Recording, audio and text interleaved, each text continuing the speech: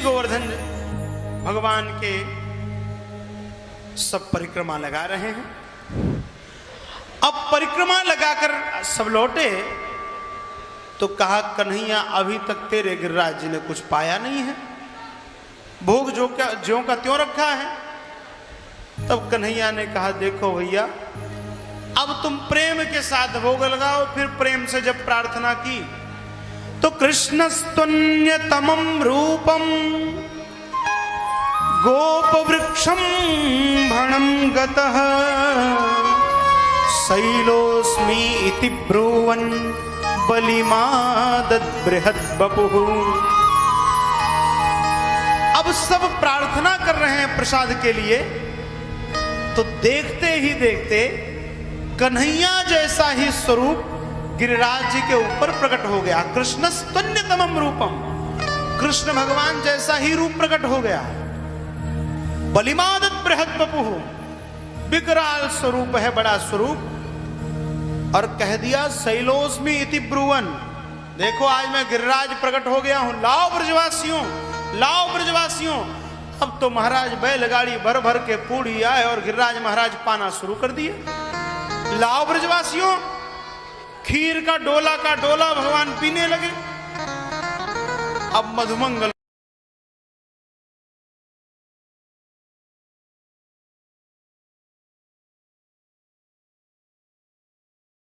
Quintal भात पाते हैं, लेकिन तब भी भक्तों के लिए प्रसादी छोड़ देते हैं। ये तेरे गिरिराज भगवान कुछ प्रसादी वरसादी छोड़ेंगे कि सब सफा चट है? अरे भैया, पा तो लेने दे गिरिराज जी को। अरे वहां आटा समाप्त होने की स्थिति में है भैया, हम भी थक गए, सवेरे से कुछ प्रसादी तो छुड़वा दे। अब महाराज सब गिरिराज जी की सेवा कर रहे हैं। इसी बीच नारद जी गए इंद्र के पास। देखो देवराज, आज एक जगह और पूजा तुम्हारी बंद हो गई। कहां? देखो ब्रजमंडल में। देखा तो सब गिरिराज जी की पूजा कर रहे हैं।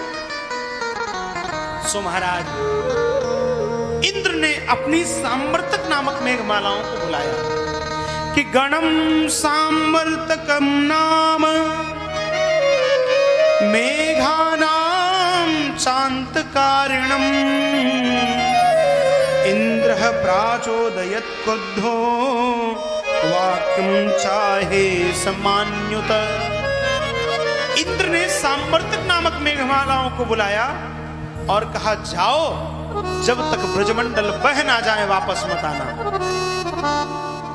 गए भैया, मूसलाधार वर्षा होने लगी। ब्रजमंडल का जीवन अस्त व्यस्त हो गया। सब दौड़कर नंद बाबा के पास आए, बोले, बाबा तुम्हारे कहने से हमने इंद्र की पूजा बंद की और देखो इंद्र का प्रकोप। नंद बाबा सबको लेकर आए कन्हैया के पास। कन्हैया, देखा इंद्र ने प्रकोप कर दिया है, अब क्या करें, क्या उपाय है हमारे पास? तब महाराज कन्हैया ने कहा, देखो जिस गिरिराज की हमने सेवा की है उन पर विश्वास रखो। छोटा सा संकट आए तो कभी अपने आप को विचलित मत होने दिया करो। चलो गिरिराज जी की शरण में और गिरिराज भगवान से प्रार्थना करो। सब आए और आकर नेत्र बंद करके अब सब गिरिराज जी की शरण में गए और नेत्र बंद करके सबने एक भाव गाया। सब प्रेम से कह रहे हैं, गिरिराज धरण मैं हूं तेरी शरण, गिरिराज धरण मैं हूं तेरी शरण, गिरिराज धरण मैं हूं तेरी शरण, गिरिराज धरण मैं तेरी शरण, गिरिवर तुम्हारी शरण, तेरी शरण गुरुवर तेरी शरण,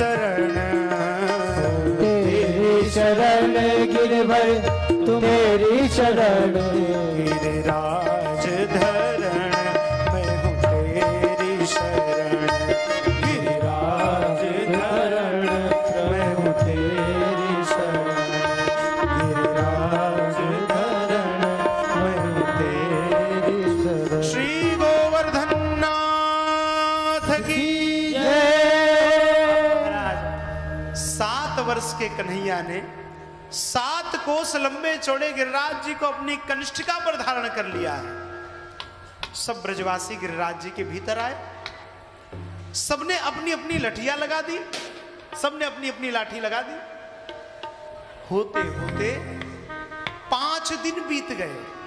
5 दिन ग्वाल वालों ने कन्हैया से कहा, कन्हैया 5 दिन हो गए दिन रात तुम्हें जगते हुए, ऐसा करो थोड़ी देर सो लो, हम तो उठाए हैं गिरिराज जी को। भगवान ने कहा देखो गिरिराज जी को हमने उठाया है, हम सो गए तो सब सो जाओगे, चटनी बन जाओगे सबके सब। लोगों ने कहा लगता है कन्हैया 5 दिन से सोया नहीं तो इसकी बुद्धि काम नहीं कर रही। अरे तूने गिरिराज जी को उठा रखा है। कन्हैया ने कहा हम ही ने तो उठा रखा है। ग्वाल वालों ने कहा लाला हम सबने लठिया लगाई है तब गिरिराज जी उठे, ऐसे थोड़ी उठे हैं। भगवान ने कहा कोई बात नहीं, और भगवान ने धीरे से अपनी उंगली नीचे की, सो महाराज चट चट करती हुई सबकी लठिया टूट गई। अरे बचा कन्हैया, बचा बचा कन्हैया बचा। भगवान ने फिर से उंगली लगाई, गिरिराज जी को उठा लिया। इत्युक्तैकेन हस्तेन कृत्वा गोवर्धनाचलम दधार लीलया कृष्ण छत्रकामिव बालकः। जैसे कोई बालक छत्रक कहते हैं मशरूम को, जैसे कोई बालक मशरूम को ले लेता है, वैसे ही भगवान गिरिराज जी को लेकर खड़े हैं। अब भैया सब टेढ़ी दृष्टि करके कन्हैया को देखें, कन्हैया इतना बल कहां से आ गया। तो भगवान ने कहा कि कछु माखन को बल बढ़्यो, कछु देवन करी सहाय, श्री राधे जू की कृपा सो मैंने गिरिवर लियो उठाए। कुछ तो माखन का बल बढ़ा। गोपियों ने कहा चलो कहीं तो काम आया माखन हमारा। अच्छा हुआ कन्हैया तुम माखन चोरी करते थे। अब गोपियां कह रही है सासुओं से देखो माखन खिलाया तो आज जान बची है सबकी। कछु गोपन करी सहाय, कुछ गोपालों ने सहायता करी। गोपालों ने कहा कन्हैया हमने तेरी क्या सहायता की। ध्यान से सुनना। गोपालों ने कहा कि कन्हैया हमने तेरी क्या सहायता की, हमने तो लठिया लगाई थी, लठिया टूट गई। भगवान ने कहा सुनो, जब हमने गोवर्धन को उठाया उस समय जब तुम मुझे बिना पलकों के देख रहे थे, अनिमेष नयनों से बिना पलक झपकाए देख रहे थे, उस समय मैंने तुम्हारी आंखों के माध्यम से तुम्हारे बल को चुरा लिया। अब भैया सब देखें कि तभी लग रहा है कि कुछ कुछ कमजोर हो गए हम लोग। अच्छा कन्हैया माखन के साथ बल भी चोरी करने लगा। और तो और श्री राधे जो की कृपा सो मैंने गिरिवर लियो उठाए, मैंने गोवर्धन उठा लिया है। एक बड़ी सुंदर घटना इसी बीच हुई। एक गोपी नई नई ब्याह करके आई थी ब्रजमंडल में। उसकी सासू ने कहा देख बहू यहां एक छलिया कन्हैया रहता है, जिस व्यक्ति ने उसको देख लिया वो अपनी सुध-बुध भूल जाता है, अपने जीवन के उद्देश्य भूल जाता है। इसलिए कुछ भी करना लेकिन कन्हैया को कभी मत देखना। अब तो महाराज वो गोपी 2 फीट का घूंघट किए दिन भर घूमती थी। आज जब कन्हैया ने गोवर्धन उठाया, उस गोपी को पता चला कि जिस कन्हैया को देखने से मेरी मां मना करती थी उसी कन्हैया ने गिरिराज जी को उठाया है। अरे देखे तो सही कैसा है। और जब घूंघट उठा करके भगवान को देखा सो महाराज अपने जीवन में धिक्कार करने लगी।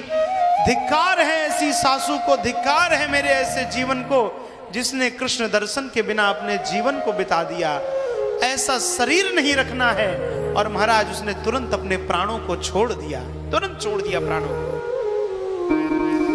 वही गोपी कलयुग में मेड़ता में आकर मीराबाई बनती है, वही गोपी मीराबाई बनती है।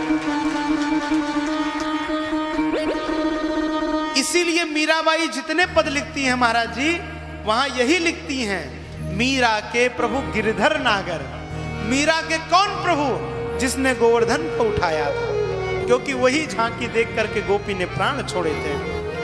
एक बड़ा सुंदर पद है ना, मंदिर जाती मीरा ने सांवरियो मिल गयो रे, श्याम कई जादू कर गयो रे। अरे जादू कर गयो, जादू कर गयो, जादू कर गयो, जादू कर गयो, टोना कर गयो रे, कि श्याम कहीं जादू कर गयो रे, हो गिरिधर जादू कर गयो। वही गोपी मीराबाई के रूप में जन्म लेती है। अब इधर इंद्र ने अपनी मेघमालाओं को बुलाया और कहा, सुनो, ब्रजमंडल अगर बह गया हो तो वर्षा बंद कर दो। मेघमालाओं ने पसीना पोंछते हुए कहा, महाराज 7 दिन हो गए, आप बहने की बात कर रहे हैं और अभी भी ब्रजमंडल में धूल उड़ रही है। धूल उड़ रही है? हाँ महाराज। कैसे? कहा, नीचे तो शेषनाग कुंडली लगाकर बैठे हैं, एक बूंद जल नीचे नहीं जा रही है। ऊपर सुदर्शन घूम रहा है, ऊपर का जल ऊपर रुक जाता है, और शेष कहीं से 4-6 बूंदें चली गई तो अगस्त्य जी बैठे हुए बोले, महाराज समुद्र पीने के बाद भी कुछ प्यास रह गई है, सो महाराज वो पीते जा रहे हैं। अब भैया इंद्र को बड़ी ग्लानि हुई और इंद्र आते हैं भगवान के पास, क्षमा मांगते हैं भगवान से कि विशुद्ध सत्वम तव धाम शांतम तपोमयम धस्तरजस्तमस्कम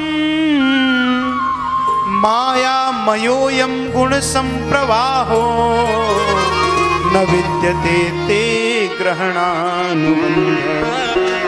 हे प्रभु, आपका श्री विग्रह सत्य है, कृपा करके मेरे अपराधों को क्षमा करिए।